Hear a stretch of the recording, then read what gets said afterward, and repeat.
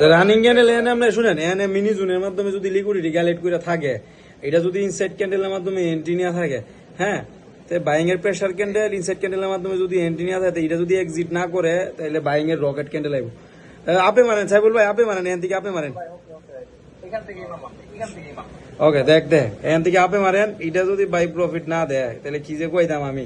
Big candle যদি না আইছে, তখন আমার কয়ে, ঠিক আছে, এটা অ্যাঙ্গেল করবো, লাস্ট ক্যান্ডেলটা অ্যাঙ্গেল করবো। যেটা ইনসাইড ক্যান্ডেল বানাইছেন, এটা বডির উপরে ক্লোজিং দিব। রকি ভাই কি কম দেখেন ভাই,